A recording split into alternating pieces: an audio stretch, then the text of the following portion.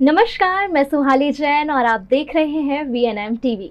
VNM TV की ओर से आप सभी को दिवाली की ढेरों शुभकामनाएं। दिवाली का त्योहार हिंदू धर्म में काफी महत्वपूर्ण है क्योंकि ये त्योहार अंधकार पर रोशनी का प्रतीक और बुराई पर अच्छाई की जीत का प्रतीक माना जाता है। इस त्योहार में हम अपने घरों को दियों और रंग बिरंगी लाइटों से जगमगा देते हैं और इस दिवाली के पर्व पर हम अपने घरों में माँ लक्ष्मी और भगवान गणेश की प्रार्थना करते हैं और तरह तरह के पकवान बनाते हैं। और आज दिवाली का त्यौहार है, काफ़ी विशेष है और आज हम इसी दिवाली के त्यौहार पर आपके साथ कुछ विशेष चर्चाएं लेकर आए हैं। आज हमारे साथ स्टूडियो में मौजूद हैं आचार्य श्री जयमीन व्यास जी। आचार्य श्री, हमारे स्टूडियो में आने का आपका बहुत शुक्रिया। आज हम आचार्य श्री से दिवाली का जो विशेष महत्व है वो समझेंगे और साथ ही इस दिन पर कैसे माँ लक्ष्मी की पूजा की जाए और क्या क्या सावधानियां बरती जाए, इन सब के बारे में जानेंगे। आचार्य जी, सबसे पहले हम स्टार्ट करते हैं, दिवाली का क्या महत्व है? सभी को मेरा नमस्कार। शुभम करोतु कल्याणम आरोग्यम धन संपदाम शत्रुबुद्धि विनाशाय दीप ज्योति नमोस्तुते। दीपावली अर्थात दीपों का समूह जिसको बोलते दीपावली, और दीपावली का जो पर्व है मैया लक्ष्मी जी के अंतर्गत किया जाता है। लक्ष्मी जी को प्रसन्न करने के लिए यह त्यौहार मनाया जाता है। यह त्यौहार एक त्यौहार नहीं है, यह त्यौहार पूरे एक साल का, जैसे समुद्र मंथन से उत्पन्न होने वाला एक प्रकार से जो 14वां रत्न है, वैसे ही पूरे साल का यह जो दिन है वो उत्तम एक रत्न माना जाता है। और रत्नों की देवी, सुवर्णों की देवी, रजत यानी कि चांदी आदि सभी प्रकार की जो धातुओं, वस्तुओं, लक्ष्मी, संपत्ति, सभी प्रकार से उत्पन्न होने वाली सभी चीजों जिसमें से उत्पन्न होती है वो मैया लक्ष्मी जी का यह दिन है। मैया लक्ष्मी जी का प्रागट्य दिन है। इस दिन ऐसा माना जाता है कि दंत कथा अनुसार पुराणों में ऐसा अंतर्गत बताया गया है कि जब समुद्र मंथन हुआ तो ऐसे हुआ कि पहले कुछ दुर्वासा नाम के ऋषि को अंदर से क्रोध उत्पन्न हुआ और देवताओं को श्री विहीन होने का उनको श्राप दे दिया। तब देवताओं बहुत ही घबरा गए और वो श्री विहीन भी होने लगे। स्वर्ग में अब कुछ भी प्रकार की उनके पास संपत्ति नहीं रही और वह सभी देवताओं एकत्रित होकर भगवान विष्णु जी के चरण में गए। बस भगवान विष्णु जी की प्रार्थना की। शांताकारम आदि अनेक प्रकार के जो श्लोकों दिए गए हैं उससे भगवान विष्णु जी की श्रद्धा पूर्वक उन्होंने स्तुति की। भगवान ने उनकी स्तुति को सुनकर उत्तम प्रकार से वर मांगने को बोला। तब देवताओं ने बोला कि भगवान विष्णु जी, हम आपके शरण में आए हैं। मैया लक्ष्मी जी हमसे नाराज होकर बैठ गए हैं और दुर्वासा मुनि के श्राप से ही सब कुछ ऐसा हुआ है। आप कुछ ऐसा हमको उपाय बताओ जिससे हमारे वहां पर लक्ष्मी की वर्षा हो और हम लक्ष्मी युक्त हो जाए। सभी देवता इससे त्राहित हो गए हैं, कृपा कर आप इनका उपाय हमें बताओ। तब भगवान विष्णु जी ने बहुत ही अच्छा एक उपाय बताया है। वहां पर बताया कि जाओ आप समुद्र मंथन करो और समुद्र मंथन में से आपका जो भी है कार्य वो सफल होगा और मैं उसमें से स्वरूप धारण कर अमृत कलश लेकर निकलूंगा। तब भगवान का ऐसा वचन सुनकर सभी देवताओं एकत्रित होकर दानवों को मनाने लगे और सभी देवताओं एकत्रित होकर दानवों को मनाने के लिए दानवों के जो राजा है बलिराजा के पास जाकर अपनी बात रखी, जो भी अपनी बात की। और दानवों के जो राजा है बलिराजा ने उस बात का स्वीकार कर लिया कि चलो ठीक है, हम भी श्रीयुक्त होना चाहते हैं, हम भी कुछ ना कुछ वस्तु और चीजों की प्राप्ति करना चाहते हैं, लेकिन जो भी होगा उसका बरोबर भाग होना चाहिए। तब देवता उनकी बात का स्वीकार कर वासुकी नाग की नेति बनाई और मंदराचल पर्वत का आधार लेकर उन्होंने समुद्र मंथन किया। समुद्र मंथन के दिन ऐसा माना जाता है कि द्वादशी यानी कि गौवत्स द्वादशी नाम का व्रत है, जिसको हम बोलते हैं वाघ बारस। एक्चुअली वो वाघ बारस नहीं है, वह वाक बारस है। वाक यानी वाणी, वाणी की देवी सरस्वती, सरस्वती मैया जी आदि पुस्तक आदि की जो भी उद्भवना है वह समुद्र मंथन से हुई। वीणा आदि जो भी है, वाद्य आदि जो भी है, वो समुद्र मंथन से उत्पन्न हुए। अर्थात वाक यानी द्वादशी के दिन वहां पर ये सब चीज उत्पन्न हुई। विशिष्ट रूप से द्वादशी के दिन वहां पर नंदिनी नाम की गाय, कामधेनु नाम की गाय, वह द्वादशी के दिन समुद्र मंथन से उत्पन्न हुए। इसीलिए वहां पर गौवत्स द्वादशी नाम बोला जाता है। एक्चुअली वहां पर द्वादशी जो संबोधित है वह 12 के नाम से संबोधित किया जाता है। तो उस दिन ऐसा माना जाता है कि वाघ बारस के दिन गौ मैया की पूजा कर अगर कोई भी मनुष्य गौ मैया की पूजा बछड़े के साथ करता है तो उसके जीवन में कभी भी उसके बच्चों को कोई भी प्रकार की परेशानी और समस्या नहीं होगी। यह द्वादशी का महत्व होता है। और वाघ बारस यानी कि बोला जाता है कि जो भी पुराना हिसाब है वो समेट कर रख देना चाहिए और वाघ के जैसे प्रतीत होकर निडर और निष्ठुर होकर अपने कार्य में आगे बढ़ना चाहिए और कार्य के प्रति अपना मान सम्मान बढ़ाना चाहिए। जो भी पुराने हिसाब है उसको क्लियर करना है। दैविक भाषा में हम जब देखते हैं तो जैसे अपना मार्च एंडिंग होता है, वैसे यहाँ पर देवताओं का देखें तो वहां पर एंडिंग का दिन है। वहां पर जो भी अपने जो पोथी वगैरह है जिसमें जिसका जितना हिसाब है वो उसको वहां पर क्लियर करना होता है। इसलिए यहाँ पर द्वादशी मनाई जाती है। द्वादशी के दिन भी कुछ उपाय है जो मनुष्य को करने चाहिए, कि जैसे कि गाय को रोटी खिलाना, गाय को फल खिलाना, गाय की तिलक पूजा अर्चना करना, गाय के पूंछ को धोकर उसका जल भी ग्रहण कर सकते हो, गाय देवी का नमस्कार कर यह व्रत को आप उत्तम प्रकार से मना सकते हो। जैसे समुद्र मंथन से द्वादशी के दिन गौ की उत्पन्न हुई, कामधेनु की, नंदिनी आदि की गौ की उत्पत्ति हुई, वैसे ही त्रयोदशी के दिन ऐसा माना जाता है उच्च श्रवा घोड़ा, ठीक है, दूसरे नंबर पर ऐरावत हाथी, तीसरे नंबर पर धन्वंतरी जी भगवान, ऐसे अलग अलग प्रकार के 14 रत्न उसमें से उत्पन्न हुए। जब वहां से रत्न उत्पन्न हुए तो वहां पर भगवान धन्वंतरी जी उत्पन्न हुए। धन्वंतरी जी जो है हाथ में सुवर्ण कलश लेकर वहां से उत्पन्न हुए और सुवर्ण कलशधारी भगवान धन्वंतरी जी जिसको बनाया गया देवताओं का वैद्य। देवताओं को भी बीमारी लग जाती है, चंद्र को भी क्षय नाम का रोग लग गया था, अनेक प्रकार के रोग देवताओं के भी हुए हैं। देवताओं को भी रोग में से मुक्त होने के लिए उनको वैद्य के पास जाना पड़ता था। तो उस वैद्य के अर्थ में भगवान धन्वंतरी जी ने वहां पर स्वरूप धारण किया जो भगवान विष्णु से संबंधित है। वो जैसे ही सुवर्ण कलश हाथ में लेकर निकले तो उसमें अमृत था और सभी देवताओं ने अमृत धारण कर लिया, राक्षस अमृत से विहीन रह गए। तो इस दिन पर ऐसा माना जाता है कि जो भी मनुष्य धनतेरस के दिन सिर्फ लक्ष्मी जी का महत्व नहीं है, वहां पर मुख्यतः महत्व है भगवान विष्णु जी का जो धन्वंतरी स्वरूप जिसने धारण किया है। तो वहां पर भगवान धन्वंतरी जी की पूजा का महत्व बताया गया है। इस दिन क्या करना चाहिए, सभी को एक कलश के अंदर सर्वौषधि, सभी प्रकार की औषधि जो काम में आती है, हरिद्रा युक्त है, जो नीम के पत्ते है, पीपल के पत्ते है, वटह वृक्ष के पत्ते हैं, अशोक के पल्लव है, वो सभी प्रकार के पल्लवों को उसको चूर्ण बनाकर वो कलश में डालकर या तो पत्ते सीधे उसके में डालकर पूर्णतया उस पे के ऊपर श्रीफल वगैरह रखकर उसकी पूजा अर्चना करनी चाहिए। पूजा अर्चना में यह मंत्र बोलना चाहिए कि जैसे कि ओम ह्रीम धन्वंतरिये नमः, ओम ह्रीम धन्वंतरिये नमः। यह मंत्र से भगवान धन्वंतरी जी का 108 बार जाप कर अपने ऊपर जल का छिड़काव करना चाहिए, अपने घर में जल का छिड़काव करना चाहिए।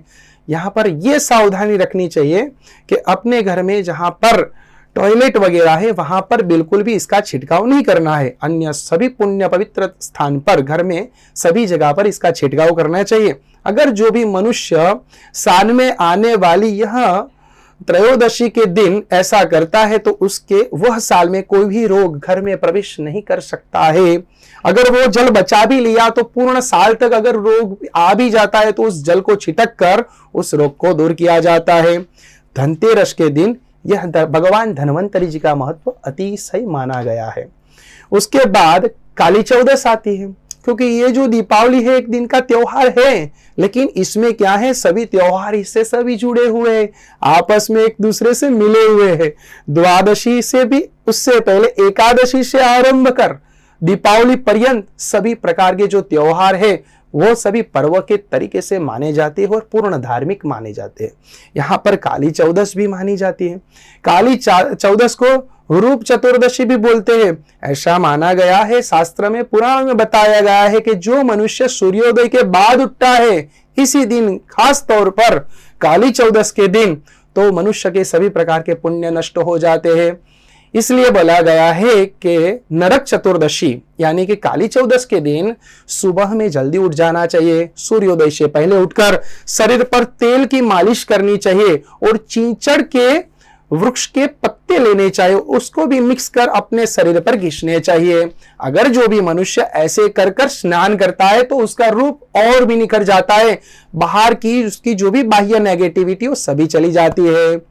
उसके बाद बताया गया है कि काली चौदस के दिन जो भी मनुष्य भगवान कृष्ण का स्मरण करता है, भगवान विष्णु जी का स्मरण करता है, भगवान विष्णु जी उसकी हर एक मनोकामनाओं पूर्ति करते हैं, क्योंकि इस व्रत का नाम है नरक चतुर्दशी।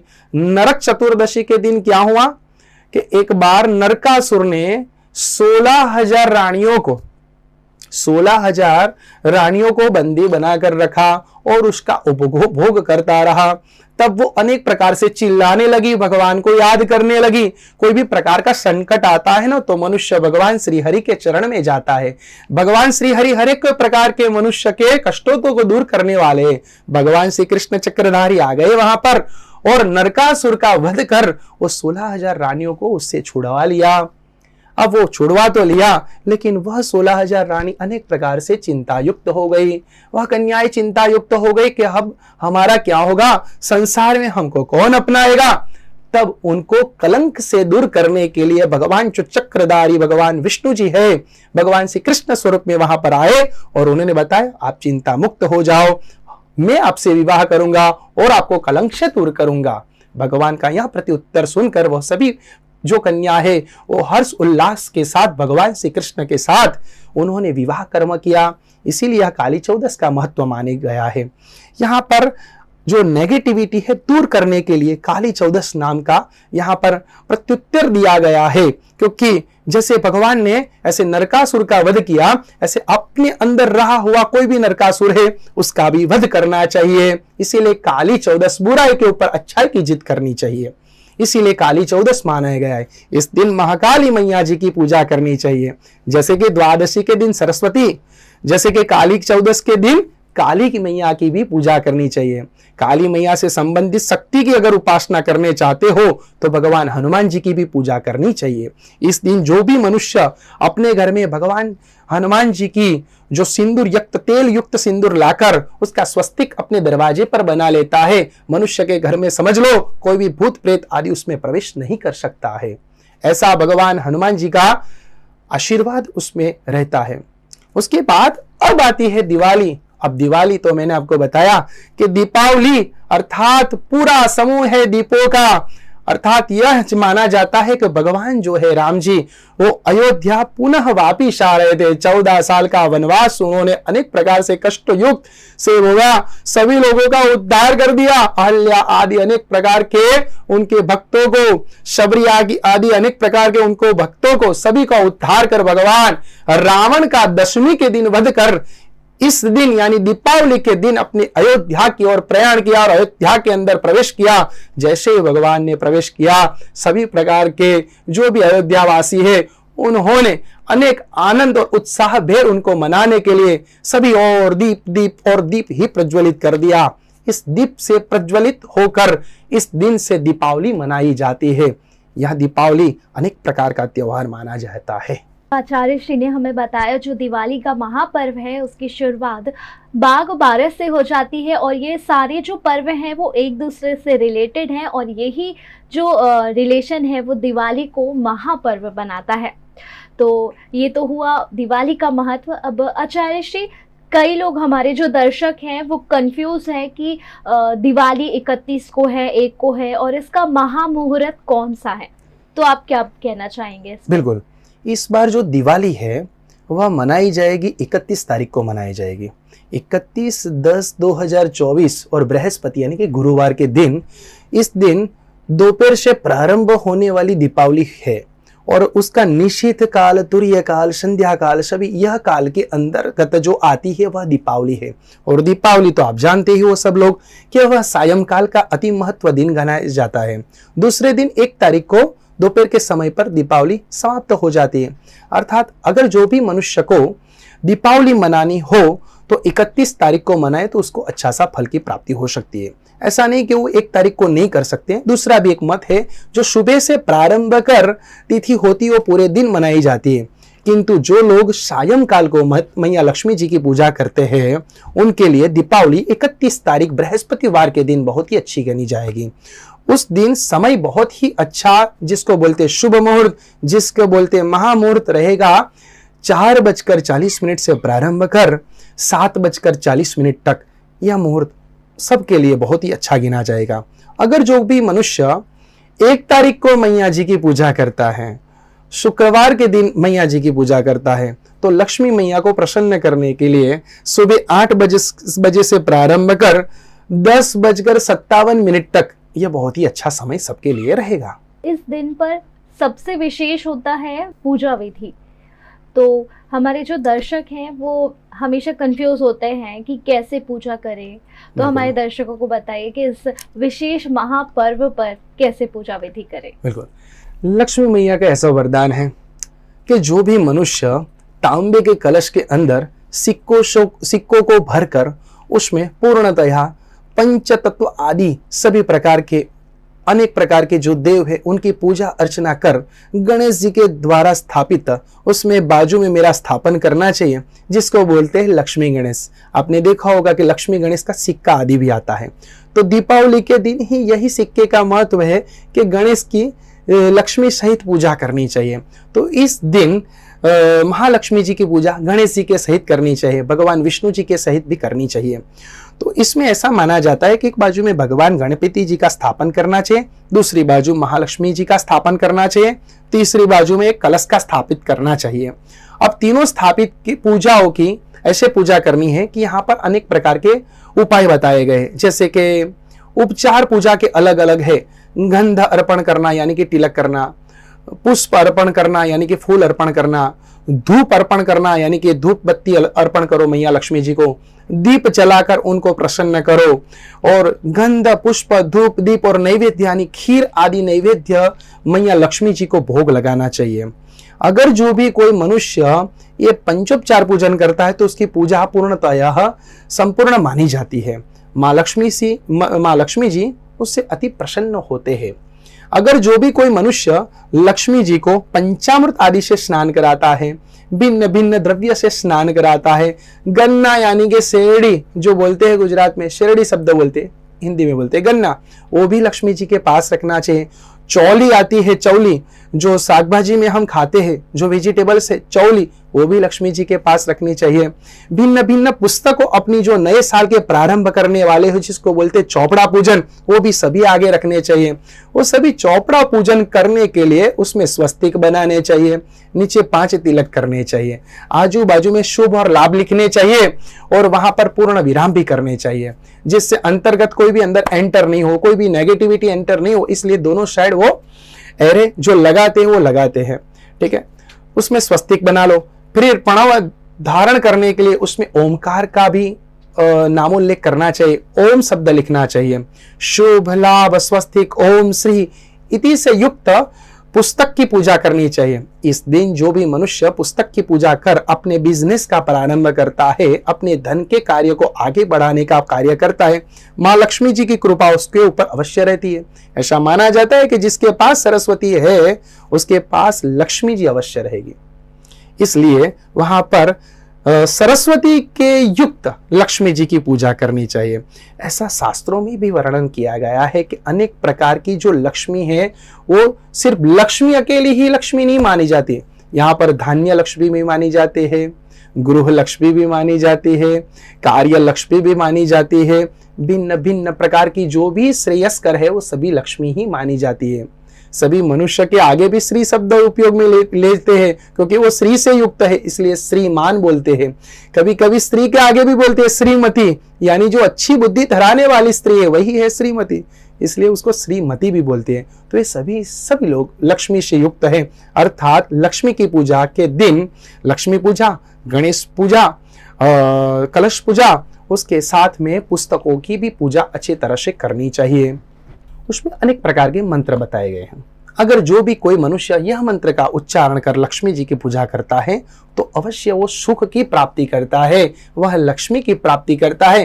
पूरे साल तक वहां पर कभी भी लक्ष्मी खुटती नहीं है। ऐसा माना जाता है कि तांबे के कलश के अंदर सिक्के को भरकर उसकी संपूर्ण पूजा कर, फिर वो सिक्के को सभी को स्नान आदि कर्म कराकर उसके ऊपर गंध पुष्प आदि नैवेद्य आदि सभी चढ़ाकर उसके ऊपर साफ सफाई कर, उसके ऊपर गंध पुष्प अर्पण कर वो कलश में पुनः स्थापित करता है और वो कलश के ऊपर रक्त वर्ण का वस्त्र ढांक कर अपने तिजोरी के अंदर रखता है। साथ में कलश के अंदर सुपारी भी रख सकते हो, उसमें कौड़ी भी रख सकते हो, उसमें भिन्न भिन्न लक्ष्मी से युक्त सुवर्ण भी रख सकते हो, उसमें लक्ष्मी जी का अगर कोई सिक्का हो वो भी रख सकते हो। वो कलश का अगर आप घर के तिजोरी के अंदर स्थापित करते हो तो पूरे साल तक आपकी लक्ष्मी धन संपदा बढ़ती ही जाएगी। उसमें एक मंत्र महामंत्र गिना जाता है, जो मनुष्य इस दिन यह महामंत्र का जाप करता है वो अवश्य ही लक्ष्मी युक्त हो जाता है, ऐसा शास्त्र बताते हैं। वह मंत्र है ओम महालक्ष्म्यै च विद्महे विष्णु पत्नी च धीमहि तन्नो लक्ष्मी प्रचोदयात्। ये महालक्ष्मी जी आप हम पर कृपावान हो, हमको धन और संपत्ति से युक्त कर दो। यह महामंत्र गायत्री मंत्र गिना जाता है, जिसको बोलते हैं लक्ष्मी गायत्री मंत्र। यह मंत्र से युक्त सभी मनुष्य को मैया लक्ष्मी जी की आराधना करनी चाहिए। इतना बड़ा मंत्र अगर किसी को नहीं भी आता हो तो एक छोटा सा सिंपल सा मंत्र है, जैसे राम मंत्र भगवान विष्णु जी एकदम शॉर्ट दिया गया है, जिससे अनेक प्रकार के ऋषि को मुक्ति मिली। ठीक है, तो वैसे भी ये लक्ष्मी जी का एक छोटा सा मंत्र गिना जाता है, जिसको बोलते ओम श्रीयै नमः, ओम श्रीयै नमः। अगर जो भी मनुष्य यह मंत्र से भी 108 बार जाप कर महालक्ष्मी जी की उपासना करता है, वो मनुष्य के अपार धन की प्राप्ति होती है। सर, हिंदू धर्म में दिवाली महापर्व कही जाती है, हर कोई पूजा करता है, लेकिन सावधानियां बरतनी बहुत जरूरी है। तो इस दिन पर कौन कौन सी सावधानियां बरतनी चाहिए? महालक्ष्मी जी की कृपा है तो बहुत, अगर जो भी कोई मनुष्य कोई भी प्रकार की गलती कर देता है तो उसको बिल्कुल गलती नहीं करनी चाहिए। गलती में ऐसा आता है कि घर के बाहर जो दोनों साइड दीप जलाना चाहिए वो तो जलाना ही चाहिए। उसमें कुमकुम, हल्दी और अक्षत युक्त उसका स्वस्तिक बनाना चाहिए। जिस जगह पर यह दो चीज नहीं होती वहां पर भूल से भी लक्ष्मी जी जाते नहीं है, क्योंकि लक्ष्मी जी को स्वस्तिक अति प्रिय है, लक्ष्मी जी को दीप अति प्रिय है। तो जिस जगह पर दीप प्रज्वलित है, जिस जगह पर स्वस्तिक है, वहां पर लक्ष्मी जी अवश्य जाते ही है। घर को दीपावली आने से पहले एकदम स्वच्छ रखना चाहिए। स्वच्छ युक्त घर के अंदर कोई भी प्रकार की नेगेटिव फैलाने वाली चीज नहीं रखनी चाहिए, जिससे गंदगी फैले, जिससे दुर्गंध फैले, ऐसी कोई भी चीज घर में नहीं रखनी चाहिए। एटलीस्ट अपनी जो झाड़ू है जो पुरानी है वो भी इस दिन निकाल देनी चाहिए और उस दिन से नई झाड़ू का प्रारंभ उसकी पूजा करना चाहिए। अगर जो भी मनुष्य घर में पुरानी झाड़ू रखता है तो उसमें से लक्ष्मी जी नाराज रहते हैं। यानी ये सावधानी रखनी है अपने को कि घर में ये सब जो नेगेटिव वाली चीज है उसको फेंक देना चाहिए। जो पुरानी वाली चीज है, जो नहीं काम की चीज है, उसको घर से बाहर निकाल देना चाहिए। जो दुर्गंध फैलाने वाली है, जो अशुभता फैलाने वाली है और जो अस्वच्छता फैलाने वाली है, उस चीज को यहाँ से दूर रखना चाहिए। तो ये आचार्य श्री ने हमें बताया कि माँ लक्ष्मी की पूजा करने के लिए हम दिवाली पर्व सेलिब्रेशन करते हैं और इसमें बहुत ही छोटी छोटी चीज़ें होती है जो शायद हम अनदेखी कर देते हैं, लेकिन ऐसी ही छोटी छोटी चीज़ें हैं जो माँ लक्ष्मी को प्रसन्न करती है और उन चीज़ों को अगर आप सावधानी पूर्वक करेंगे तो माँ लक्ष्मी आपके भी घर पर प्रवेश करेंगी। तो आचार्य श्री, हमारे दर्शकों को इतनी ज़रूरी जानकारी देने के लिए आपका बहुत बहुत शुक्रिया। धन्यवाद। और हमारे स्टूडियो में भी आने के लिए आपका बहुत शुक्रिया। धन्यवाद। और आप सभी को VNM टीवी की ओर से दिवाली की ढेरों शुभकामनाएं।